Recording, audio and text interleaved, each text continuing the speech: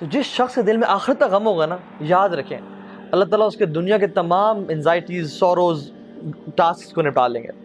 اللہ کے نبی نے فرمایا، اور ایک اور حدیث سناؤں، کمال کی حدیث ہے، مجھے جب بھی اس دنیا کی فکر پریشان کرتی ہے نا، صحت کی فکر ہو، مال کی ہو، اولاد کی ہو، جب بھی کسی چیز کی فکر ہو، میں اس حدیث کو یاد کر لیتا ہوں، اور وہ حدیث ہے من کانت الدنیا ہمہ، جس کا ہم اور غم یہ دنیا کی زندگی ہوئی، فرق اللہ علیہ امرہ، اللہ اس کے تمام کام بکھیر دیتے ہیں، وجعل فقر بین عینیہ، اور فقیری کو، پاورٹی کو اس کی آنکھوں کے سامنے رکھ دیتے ہیں۔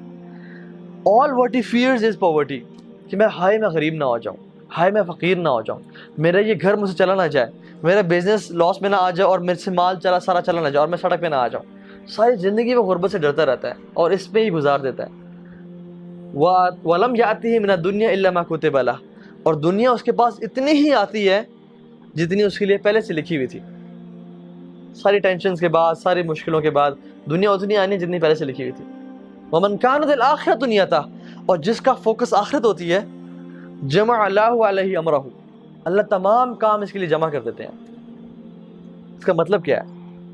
بندہ گاڑی میں نکلا، اس کے 5 کام تھے، گھنٹے 2 گھنٹے میں سارے کام ہو گئے۔ کوئی شخص ملا، کوئی جاننے والا مل گیا، کسی بندے نے کال کیا، یار آپ پریشان نہ ہو، میں آپ کا کام ہی کر دوں گا، اور وہ انسان کام کر کے 2-3 گھنٹے میں فارغ ہو گیا۔ ہی ہیز ٹائم فار عبادات، he has time for his family, he has time for his physical جو ایکٹیویٹیز کے لیے، اللہ تعالیٰ اس کے کام سنبھال لیتے ہیں۔ لیکن دوسرا شخص ساری زندگی کچہری بیٹھا رہا، کام نہیں ہوا، ساری زندگی ہاسپٹل چلا گیا، اس کی بیماری کا علاج ہی نہیں مل رہا، وہ 50 ڈاکٹر کے پاس جاتا ہے، 60ویں کے پاس آ کے اس کو علاج ملتا ہے، وہ دنیا کے کاموں میں پھنسا رہتا ہے۔ اور آپ کتنے کیسز دیکھ لیں، وہ کیسز ریزالو کب ہوتے ہیں، کورٹ فیصلہ کب دیتی ہے، جب وہ بندہ مر چکا ہوتا ہے۔ ہمارے سامنے ایگزامپلس ہیں، ہمارے سامنے کہ لوگ کتنا پھنسے رہتے ہیں کاموں میں۔ تو اللہ تعالیٰ اس بندے کے کاموں کو جمع کر دیتے ہیں جس کا فوکس آخرت ہوتی ہے۔ وَجَعَلَ غِنَاهُ فِي قَلْبِهِ، اور غنا کو، تونگری کو اس کے دل میں بھر دیتے ہیں۔ اس بندے کو ڈر ہی نہیں ہوتا کہ مال کہاں سے آئے گا، اس کے پاس مال آتا ہے یہ خرچ کرتا ہے، مال آتا ہے یہ خرچ کرتا ہے، اور یہ محنت کرتا ہے دنیا کے لیے، لیکن اس کو فکر کے ساتھ ہی نہیں رہ رہا ہوتا۔ اللہ کے نبی کو دیکھیں آپ، سبحان اللہ، ایک شخص آیا، اس نے رسول اللہ مجھے کچھ دیں، میں بہت غریب ہوں، میں اسلام قبول کرنا چاہتا ہوں۔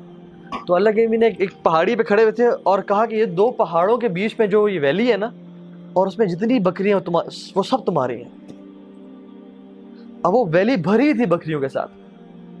وہ کہتا ہے اللہ اکبر، اسلام قبول کیا اور اپنے بندوں کے پاس گیا، قوم کے بندوں کے پاس، اور کہتا ہے کہ لوگوں محمد پہ ایمان لے آؤ، کیونکہ یہ وہ شخص ہے جو فقیری سے کبھی نہیں ڈرتا۔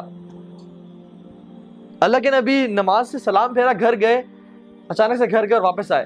صحابہ کہ رسول اللہ آپ اچانک سے گھر کیوں گئے، خیریت؟ تو انہوں نے کہا میرے گھر میں کچھ دینار پڑے ہوئے تھے سونے کے، میں چاہتا تھا کہ میں ان کو کسی کو دے دوں۔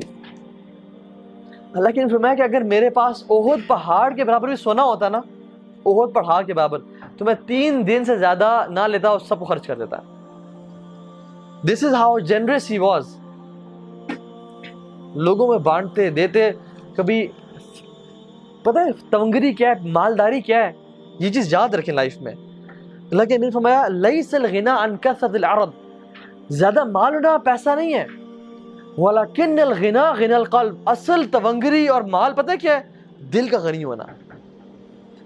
میں نے اپنے سامنے بلینئرز کو روتے دیکھا بچوں کی طرح، جب ہم کاؤنسلنگ کرتے تھے چھوٹی سی بات پہ، اور ان کی لائف اتنی ٹائٹ دیکھی ہے میں نے کہ میں حیران ہو گیا کہ اتنا مال ہے یار تمہارے پاس، تم چاہو تو فیکٹریز خرید لو، لیکن زندگی بہت ٹائٹ اور پریشانی میں زندگی گزار رہے ہیں۔